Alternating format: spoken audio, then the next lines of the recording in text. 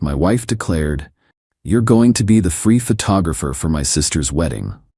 It's family." I said, "No problem."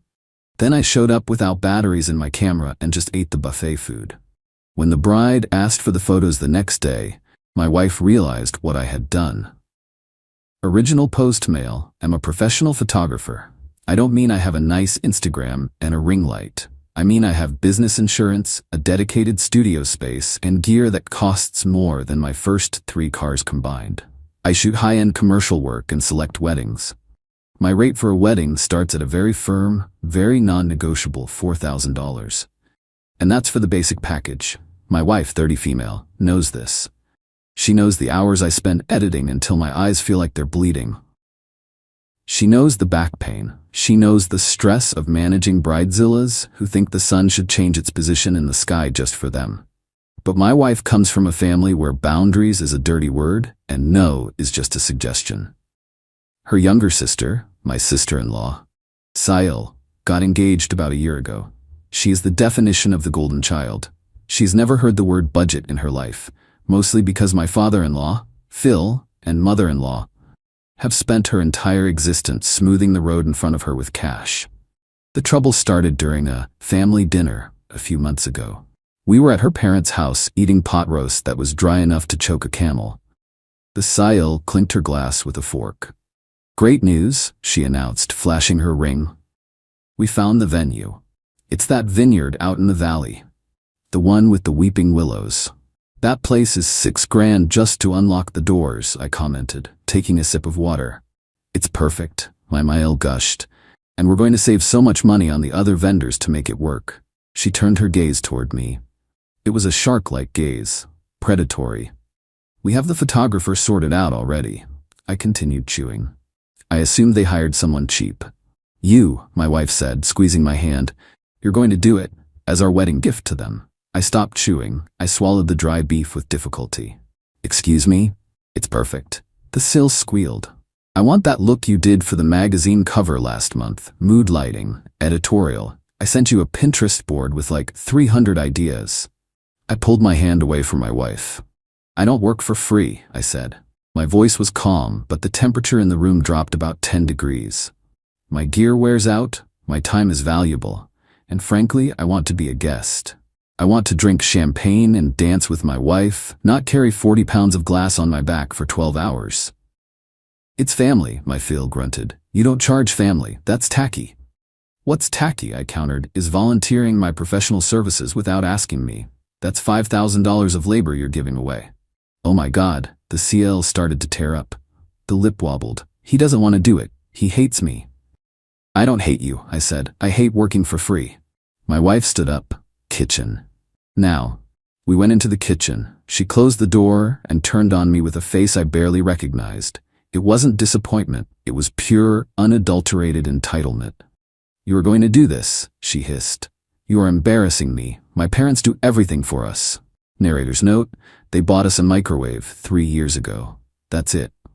"I'm not a prop, and I'm not a servant," I said. "If they want me to shoot, they sign a contract and they pay the fee. Friends and family discount is 20%. That's it. If you don't do this," she said, looking me dead in the eye, "don't bother coming home tonight. This is my sister. This is important to me.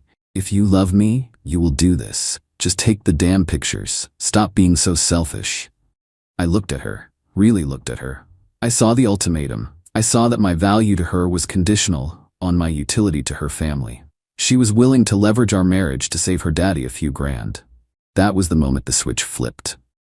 It wasn't rage, it was something colder. It was clarity. "Fine," I said. "I'll do it." Her face instantly relaxed into a smug smile. She thought she'd won. "See? Was that so hard? You're the best." "No problem," I said. "It's family." For the next 3 months, I was the model photographer. I answered the CL's 2 a.m. texts about lighting. I nodded along when the NIL told me which specific wrinkles she wanted edited out of her neck in post-production. I let them treat me like hired help. The morning of the wedding arrived. I put on my suit. I grabbed my dual-camera harness.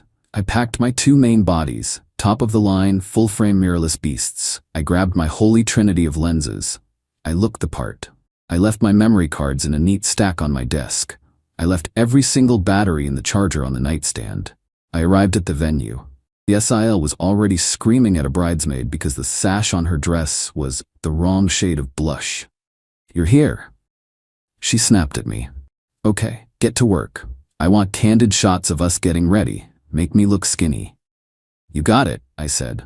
I raised the camera. I looked through the viewfinder. I framed the shot perfectly, and I didn't press a thing.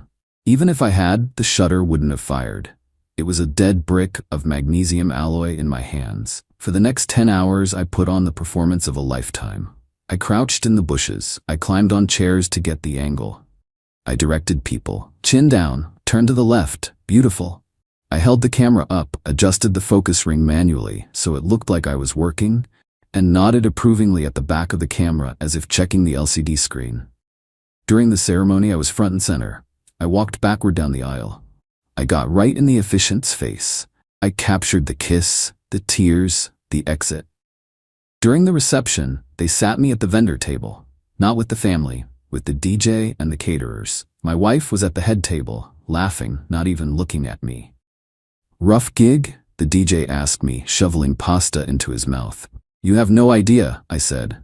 I ate the buffet food, I drank the wine, I put the camera down on the table and just watched. I watched them celebrate. I watched my Phil brag to his friends about how he got the best photographer in the state to do it for free because he knows who butters his bread. I almost choked on my roll. At the end of the night, the SAL came up to me, sweaty and drunk. "I can't wait to see them. You have to send me a sneak peek tomorrow morning, for Instagram." "I'll see what I can do," I said. "No, seriously, tomorrow morning, or I'll kill you." She laughed, but she wasn't joking. I drove home with my wife. She was beaming. "You were great today," she said. "My parents are so proud. Thank you for stepping up." "I did exactly what you asked," I said. I slept like a baby that night. The little green lights on my battery charger acted like a nightlight, guiding me into a peaceful slumber. Update 1. The morning after was quiet. Too quiet. I woke up around 8 a.m. My wife was still asleep, hungover from the cheap champagne. I went into the kitchen, made a pot of coffee, and sat down at the island. I could see my office from where I sat. The memory cards were still stacked on the desk, right where I left them. At 9:30 a.m., my phone buzzed. "Hey, just woke up married lol. Where are the pics? I need to post." I took a sip of coffee. "Ryan, hello? Mom is asking too." My wife shuffled into the kitchen a few minutes later, holding her head. "Ugh, my sister is blowing up my phone. She wants the previews. Can you just send her 5 or 10 good ones so she shuts up?" "I can't do that," I said calmly. "Why? Is the internet down?" She poured herself a cup, not looking at me. "No, the internet is fine." "Then just transfer them to your phone and text them. It takes 2 seconds. "I can't transfer what doesn't exist." She paused. The cup stopped halfway to her mouth. She turned slowly to look at me. "What did you say?" "I said I can't transfer files that don't exist." "I don't get it. You were taking pictures all day. I saw you." "You saw me holding a camera," I corrected. "You saw me standing in the right places, but you didn't see me taking pictures." I stood up and walked over to my office. She followed, confused. I pointed to the charger on the nightstand. 4 batteries, fully charged. Then I pointed to the stack of SD cards. "I didn't bring batteries," I said. "And I didn't bring memory cards." She stared at the charger. Her brain was trying to reject the information. It was like watching a computer crash in real time. "So, you used spares? You bought new ones?" "No, the cameras were dead. Bricks. Paperweights. I didn't take a single photo. Not one. 0. Is this a joke?" Her voice started to tremble. "Because it's not funny. Tell me it's a prank." "The prank," I said, leaning against the doorframe, "was you and your family thinking you could bully me into $5,000 of free labor. You told me to be the photographer or don't bother coming home. So I was the photographer. I played the role perfectly. You ruined her wedding." It came out as a whisper. "No, she had a wedding. She got married. She has memories. She just doesn't have the high-resolution proof to farm for likes on social media." "You psychopath." She lunged at me. It was instantaneous. She threw her coffee cup. Luckily it missed and hit the wall, shattering, and started hammering her fists against my chest. "Fix it. Go back and fix it. Do something." "I can't fix it. The moment is gone." She ran to the bedroom, grabbing her phone. I heard her screaming to her mother. "He didn't take them. Mom, he didn't take any. He tricked us." I knew I had about 20 minutes before the in-laws descended like a SWAT team. I went to my safe, I took my passport, my cash reserves, and the hard drives containing my actual paying clients' work. I packed a bag. I walked past her in the hallway. She was on the floor, sobbing. "Where are you going?" she screamed. "You can't leave. You have to fix this. I'm going to a hotel, and then I'm getting a lawyer." I checked into a decent hotel downtown. I turned my phone off. When I turned it back on 3 hours later, the notifications were a solid wall of text. "You are evil. You are a sick man. I am going to sue you for everything you have. This is fraud. I hope you die. You ruined my life. Wife, I am emptying the joint account. You deserve nothing." I saw that last text and immediately logged into my banking app. She had already initiated a transfer for the full balance, about $18,000. I called the bank's fraud line immediately. "My wife and I are separating, and she is draining the marital assets unauthorized. Freeze it." They froze the account pending investigation. Then I called my lawyer. Let's call him Dan. Dan is expensive, but he's mean. I like Dan. "So," Dan said after I explained the situation. He was trying not to laugh. "Let me verify. Did you sign a contract?" "No." "Did you accept any payment, even $1, a gas card?" "I ate some dry chicken and drank 2 glasses of house wine. That's it." "And you never verbally agreed to a specific deliverable? You just said you'd do it?" I said, "No problem." Dan chuckled. "Okay. Well, they can't sue you for breach of contract because there was no consideration. No payment means no contract in this context. They can't sue you for fraud because you didn't take money. They can try to sue for emotional distress, but good luck with that. However, your marriage is definitely over." "I figured that part out, Dan." The next few days were a siege. My phone didn't stop ringing. Random numbers. Cousins I hadn't seen in 5 years calling to tell me I was a disgrace. The Sayal went onto Facebook. She wrote a post that was so long it had a "See More" button. She claimed I maliciously sabotaged her wedding out of jealousy. She claimed I demanded $10,000, and when they refused, I deleted the photos. A lie, obviously.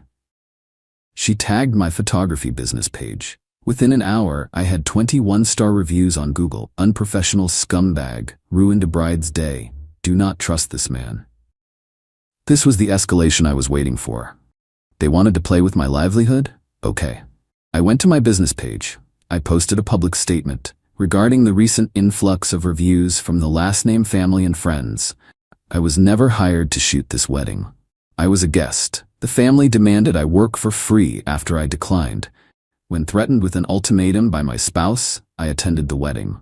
Guests are not required to deliver professional work. I did not delete photos. I simply did not work for free. If you want professional services, please sign a contract and pay a deposit. I also included a screenshot of a text from the Sayal from 3 months ago. "Sayal, I don't care if it's your job, your family. Just do it. Mom says you don't need to be paid." The internet loves a villain, but it loves a receipt more. The local community saw the screenshot. The Bridezilla's groups got a hold of it. The reviews started getting reported and removed as spam. My wife, well, my ex, is currently staying at her parents' house. She sent me an email yesterday, since I blocked her number. Subject: truce. If you edit the photos, I know you have them. Stop lying. We can drop the divorce. My parents are willing to forgive you if you just deliver the album. I didn't reply. There are no photos. There is no album. There is only the sweet, silent justice of a blank memory card. Update 2. It's been 3 weeks since the wedding of the century. I'm currently living in an Airbnb that smells like lavender and other people's choices, but it's peaceful. The fallout has escalated from family drama to legal warfare. My father-in-law, a man who thinks money can buy gravity, hired a lawyer, a real ambulance chaser type. I received a demand letter via courier at my studio. They are demanding $25,000. The breakdown of damages is hilarious. $5,000 for the value of the photography package I didn't deliver. $10,000 for the cost of restaging the wedding, hair, makeup, venue rental, etc. $10,000 for intentional infliction of emotional distress. I handed the letter to Dan. Dan used a red pen to circle the word consideration and drew a question mark next to it. "They are bluffing," Dan said. They know they have no case. They're trying to scare you into settling. But here's the fun part. Since they filed this claim, we can now request discovery. Discovery? I asked. If they want to claim financial damages, we get to look at their financials to see if they could have afforded a photographer in the first place, establishing that they preyed on you specifically. We sent a response. We reject all claims. We are prepared to go to court. Please forward all financial records regarding the wedding budget. They went quiet on the lawsuit real fast. Apparently, the Aphael's finances aren't as pristine as he pretends. But the Aphael wasn't done. She realized the online smear campaign backfired, so she went for the jugular. She called the police. I was at my studio editing a commercial shoot for a shoe brand when 2 officers walked in. "Sir, we have a report of theft," the older officer said. He looked bored. "Theft of what?" "A wedding album and camera equipment belonging to Mrs. last name. My ex-wife told the police that she bought my camera gear during the marriage and that I had stolen it when I left the house." I calmly walked to my filing cabinet. I pulled out the receipts for my 2 main camera bodies and my 3 best lenses, all dated 4 years ago, before we were married. "I bought these before the wedding," I said. "They are premarital assets, and there is no wedding album because I didn't take any photos." The cop looked at the receipts. He looked at me. "So, it's a civil dispute?" "It's a divorce," I said. "Right? Have a nice day." They walked out. That was a mistake on her part. Filing a false police report is a bad look in family court. My ex-wife is realizing that without my income, her lifestyle is unsustainable. She works part-time as a social media coordinator for a boutique that gets maybe 3 customers a day. She brings in about $1,500 a month. Our mortgage is $2,800. She can't pay the bills. She asked for temporary spousal support.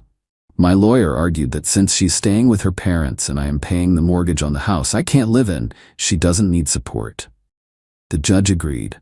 But the most satisfying part? The reshoot. I heard this from a mutual friend who is still on the fence, but leaning towards Team Me because he likes beer and I buy the beer. The family decided to restage the wedding photos. They couldn't get the venue back because the venue wanted another $6,000. So they went to a public park.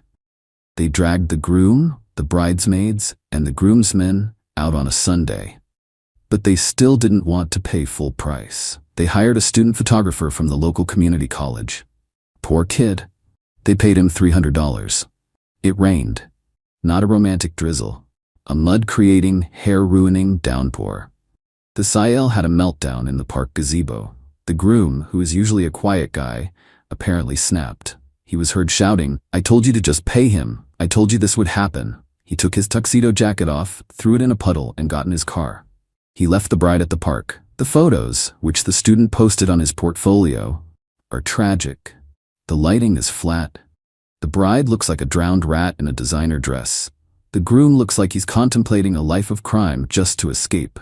My ex-wife is trying to damage control. She sent me a text from a burner number yesterday. "X, you've ruined everything. My sister's marriage is falling apart because of you. I hope you're happy. Just give us the files and I'll make it all stop," I replied.